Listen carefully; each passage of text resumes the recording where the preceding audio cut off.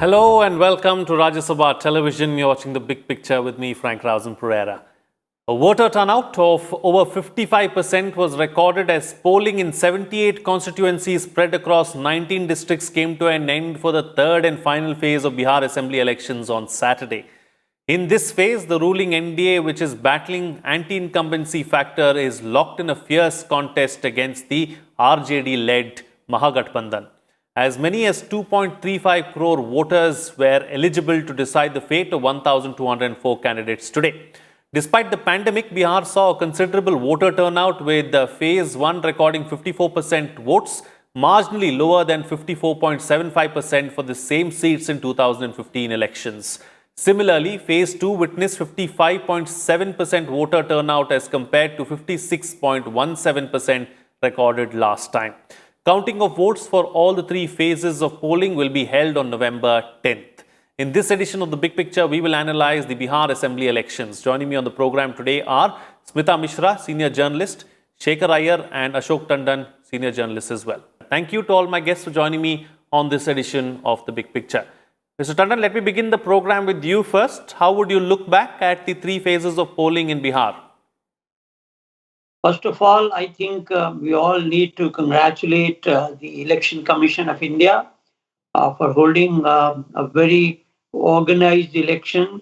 And also, we must thank the security forces for conducting a very peaceful election, because Bihar has always been very notorious as far as elections are concerned.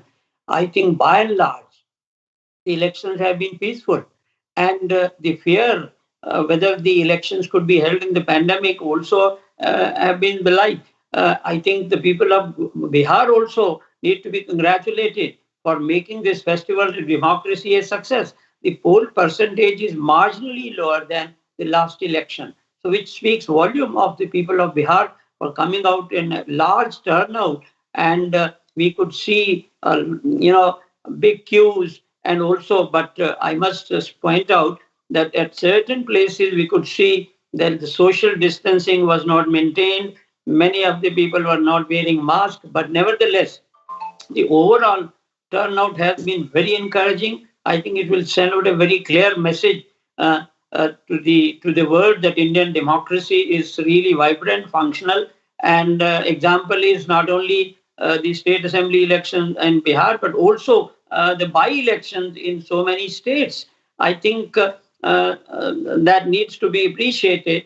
But coming back to the question of Bihar Assembly election, I think the picture is not yet clear. We will have to wait for the outcome, because there have been a lot of changes in the alliance partners, and especially the Lok Janashakti Party coming out of NDA and making a big surprise in Bihar election, targeting Nitish Kumar, at the same time appreciating and praising Prime Minister Modi. This is a very important factor which we'll have to see. But the issues in Bihar were both national as well as local also. A lot of promises were made by both the camps, and then there was a question of the young leadership coming up. So I think it's too early for us to analyze the election, but I think overall we must be feeling very happy that in spite of all the apprehensions about the election being held in a pandemic, the elections have been held successfully. Now we'll have to wait for the results. Absolutely. And we don't have to wait for too long, just a few more days really, as far as counting of votes is concerned. November 10th is when all will be revealed. But Shekhar Iyer, let me bring you into the picture now. So let's first talk about and try and understand what are the factors that are likely to influence this election. Well, I think one of the major factors will be the pandemic effect. What we have seen is the Bihar has particularly gone through a lot of stress, not just in terms of migrant labor coming in and staying back, and some of them again now trying to go back. That is one. And the second is what has happened is in the last 5 years, a lot of things have happened in terms of governance, but they have not been so dramatic as the previous 5 years and the previous to that. So in effect, you are seeing a government which is facing the electorate after 15 years. And for Nitish Kumar, this is the fourth term. So you can see the kind of anti-incumbency factors which are normally at work. And the third thing is, what has happened in the last 15 years is, new constituencies in terms of caste combinations have come to stay. So you have the BJP, which largely has a support base consisting of the so-called upper caste. You have the RJD, which on the opposite side, which consists of largely the NY factor or the Muslim and youth, Yadav factor. Then you have the JDU, which, thanks to Nitish patenting a kind of a social engineering consisting of extremely backward castes as well as Mahadalits. So you have that combination. Then along with that, you have the minorities who are largely with RJD, etc., etc. So you have very strong caste patterns which have evolved over the last 50, 20 years. So therefore, this particular election is going to again raise a question mark, which came when Nitish swept the polls, saying that that particular election, when Nitish came to power 2005, he had actually broken that so-called the caste mold which were there before. Now this time, what you're going to see is there is a lot of focus on Nitish Kumar.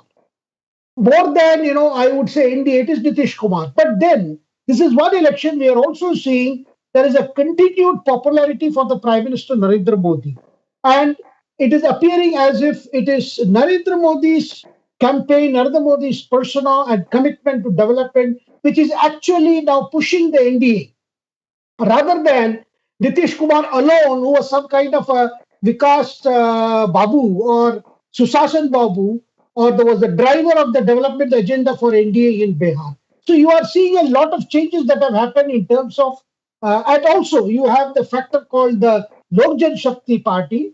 Unfortunately, its founder Ramvilas Paswan passed away a few days ago, but his son has launched himself on an anti-Nitish plan. I mean, trying to catch on the anti-incumbency mood of among some voters, and whether he can. And but strangely, rather he has been talking of working towards a BJP-led government minus Nitish Kumar, backed by LJP. So you have a lot of agenda work, but then we have also seen RJD reaching out to LJP. There is another factor also, and the Mahagathbandhan this time consists of not just the RJD or the Congress or the left parties, it also has the radical left in play. So all these factors, is going to throw up a very, very interesting result. Absolutely, absolutely. All right, so Smita Mishra, let's talk about this issue of caste and social engineering that Shekhar Iyer brought up. How much of an impact do you believe that it has had in the 2020 polls? Yes, thank you for inviting Frank. Let me tell you that in the past, at least 3 or even 4 state assembly elections in Bihar, I have felt one thing, and which commentators, political analysts usually tend to do. And this time round, we are seeing even more of it in almost every publication, all television debates, digital webinars, and digital platforms. People generally tend to separate the vote on caste affiliations or identity affiliations in comparison to the vote on governance, on issues of bread and butter, or shall we say bijli, sadak, pani, etc. My study, my understanding, my sense of the Bihar voter has been that in the past few elections, it is not so simple and cut and dry to separate a caste vote and a vote on governance. We tend to look at them as two watertight compartments. It is not that simple, because when people go to vote at the booth, no doubt they have caste and identity affiliations in mind. Caste loyalties are involved. If he or she sees that there is a person heading a party from his own caste who is a strong leader, he or she will tend to go for that. But at the same time, people have not blindly voted for caste. They have factored their livelihood, their future, the aspirational Bihari about whom we keep hearing so much and reading so much these days. So who is the aspirational Bihari? He or she is one who is not ashamed of his or her caste connection or the deep roots caste has in Bihar politics and also community for that matter. But he or she is not going to blindly cast the vote just looking at the name or the surname of the leader. They will look at the prospects of their future. They will look at the fact that whether the place where they live, does it have enough infrastructure? Does it have the wherewithal to ensure good development for themselves and their children? So therefore, I find it a little specious and even artificial, if I may say, to separate the caste with the aspirational vote. I would rather say that caste certainly will be seen when he or she goes to vote. However, it will not be the only factor. Caste loyalties will not matter if someone sees their future being jeopardized. But Bihar being what it is, they will certainly hold some water, the caste or the community of the person. So frankly, it will be a mix of both. People will have a feeling and affiliation for their caste leaders or the caste parties. However, they will finally vote, or they have already voted looking at their future and their development of their own village, their town, and the state. Right. Okay. Points taken. Taking the discussion forward now, Mr. Tandon, how big a factor do you think anti-incumbency is as far as this election was concerned? Let's not forget, Nitish Kumar has been at the helm for 15 years. Of course, in any election, anti-incumbency has been a factor. But if you look at the last couple of elections, particularly the Lok Sabha election, the pro-incumbency has been now dominating Indian politics. And in some of the states also, the incumbent governments have returned to power. And so Modi has set an example in this. And therefore, I will not be surprised if the anti-incumbency factor is neutralized by the pro-incumbency factor because of the achievements of the central government which have percolated down to the state level, even to the district and the panchayat level. So the benefits which the central government has given to the states and to the people in every state, particularly in Bihar, we have seen. So it may neutralize the anti-incumbency factor, which the opposition in Bihar is trying to exploit. And so therefore, Modi factor, as Shekhar also very rightly pointed out, is a factor in the Bihar election also, because a lot has been done for the poor and even the migrant labor, for the farmers. If you look at the schemes of the central government, which have been, uh, announced in the last few years, so that have reached the lower level, that have reached the grassroots level in the rural area to the farmers, to the migrant labor. And when they look at it, while before casting their vote, even if they may not be very happy with Nitish Kumar as the chief minister, but these factors do count. So therefore, I personally feel at the end of the day, as Smita was saying, it may boil down to a caste factor rather than the anti-incumbency factor as far as the. But the one thing which I pointed out earlier was the politics of Lok Jan Shakti Party is rather intriguing, because that has been intriguing the urban voters, particularly in Bihar, which way the Lok Jan Shakti Party is going to behave in the post-poll scenario. So that confusion, I think, will have some impact on the urban voter particularly. But I don't think, because Lok Jan Shakti Party doesn't have a wider base in Bihar. It has pockets, and even in each constituency, a small pocket. So they may be able to influence that particularly vote bank. But if you look at the seat share of the Lok Jan Shakti Party, even in the last election, though they were part of the NDA, their seat share was not really very significant. I think they got only 5% vote and 2 seats.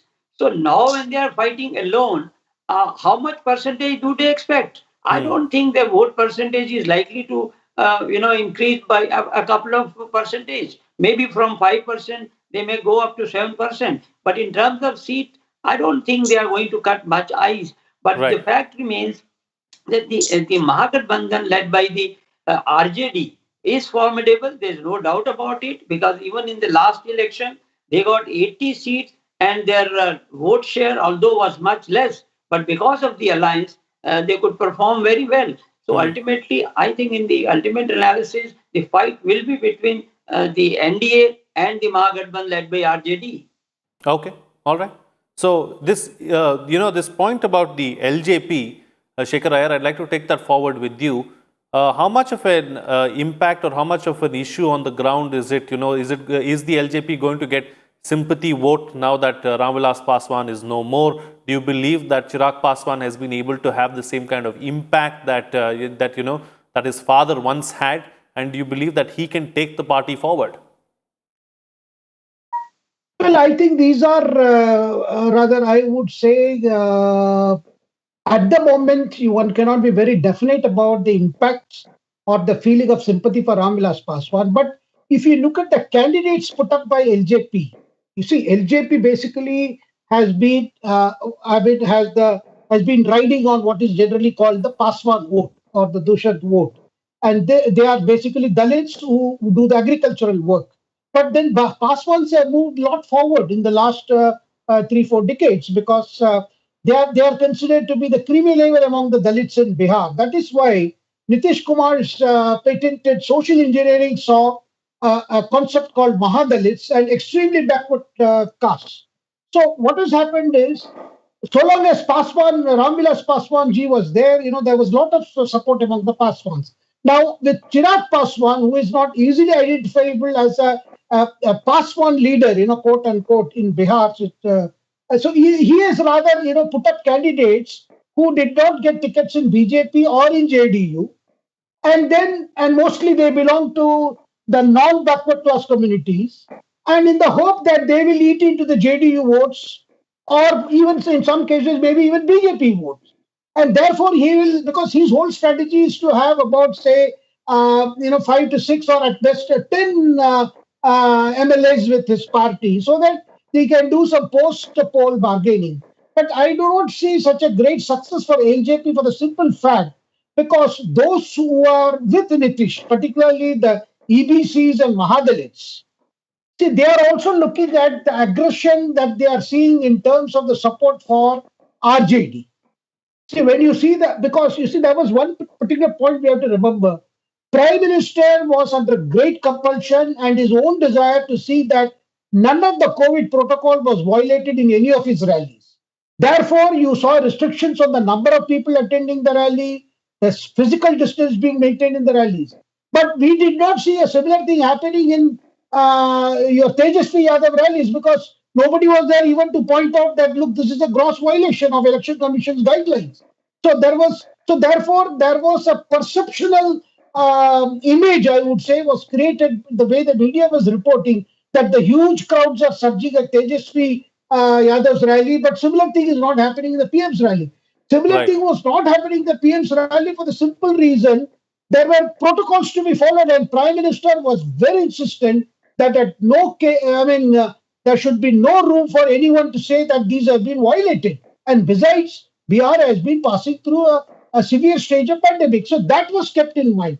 Now the question is, I believe in Bihar. Yes, unemployment is a big issue that was raised by Tejasvi Yadav, signaled by Tejasvi Yadav, but the solution that he has offered, that he will provide 10 lakh jobs in the government of Bihar. This is I would say one of the most difficult proposition, which itself, if it were to be implemented, as Nitish ji pointed out, would require 1 lakh 50,000 crore only for this, when the Bihar's budget is not such, Right. just to provide almost 90% for just giving jobs. So that is something, an impossibility. Number one. Number two, I think you see, Tejasvi Yadav did not use the picture of his father or his mother in any of his posters. Hmm. Did not even recall, what is the great 15 years of rule that the Lalu Prasad Yadav family gave to Bihar. He never chose to go into it at all. So he was promising something different from Nitish. But I think memories of people, memories of voters in Bihar has not changed much, because when they think of the 15 years ago, the situation which propelled Nitish to take charge and Right. usher in a new period, that memory has not faded away. One, yes, today the aspirational Bihar is looking for jobs, Hmm. like the rest of India is looking for jobs. I mean, the situation in Bihar is no different from the rest. But there are, I would say, issues which are germane to problems of Bihar. And that Certainly. problem, particularly attracting capital for setting up manufacturing industries, so that involves a lot of other issues, particularly the land use, land availability. There are several such issues that actually can propel Bihar on a path of greater growth. So those Absolutely. are issues cannot be solved by Tejasvi giving out that kind of promise, which people of Bihar, they are known to be politically very aware and Hmm. quite skeptical whenever politicians make some grand promises. Okay. All right. So, Smita Mishra, let me take another aspect forward with you. All panelists have spoken about COVID, have spoken about physical distancing and a difficult time that the country is in. Despite that, a very successful election was held in Bihar. Voter turnout too was almost on par with what took place in 2015 as well. What does this say really as far as the voter on the ground is concerned? Yes, as Mr. Tandon said in the beginning of our discussion, full marks to the Election Commission of India. But going beyond that, Frank, I must say that look at the Bihari voter, look at the men and women of Bihar, and I compliment the women more than anybody else, the way they have proved all the cynics wrong. Can you notice, shall I take you a few weeks back, Frank? If you remember, there was a beeline to the Election Commission of various political parties and activists. And even in media channels, people were continually raising the issue why this election should not be held, because they thought that this election in the midst of a pandemic is a bad idea. Now that we are through with the voting and going to see the results very soon, can you see how the people of Bihar, the voter of Bihar has proved those cynics completely wrong? There were a lot of questions being raised about Biharis not following the COVID protocol generally. Correct. But then if you look at the booths, all protocols were followed. The Election Commission made 500 more booths than earlier elections. That is, it went up by 500 more polling booths just to ensure that distancing is maintained and everybody who wants to cast their vote will get an opportunity. Special arrangements were made, and people, I think the desire to vote, the desire to participate in this process of democracy, this festival of democracy, managed to beat all the fears of the pandemic. We only hope that people in Bihar keep well, they are healthy, and by showing that they have come out in almost nearly the same numbers. Actually, if you go face by face, the voting percentage is quite the same as it was 5 years ago, which means the attraction for political participation has beaten all fears of the pandemic very clearly. And I think because we are going to have several elections in several states very soon in the new year, I think a very good message will go out to the people of the country that if the Election Commission takes the initiative and the people are ready to cooperate, then we can always have elections in a very organized manner, even if the pandemic has not subsided. And I think India has shown a way to the whole world. Let us not keep it to the country. The message from Bihar can go globally, actually, that for those countries who suspended their elections for the pandemic. Absolutely. I think these are some very valid points to be noted and to be taken forward as well. On that note, I'd like to call it a wrap on this edition of The Big Picture. Thank you to all my guests for joining me on the program and putting things into perspective. For us, voting is now completed in 3 phases in Bihar. All that needs to be done is for these EVMs to be opened on the 10th of this month, where results will be declared for the state of Bihar. With that, it's a wrap. See you again next time.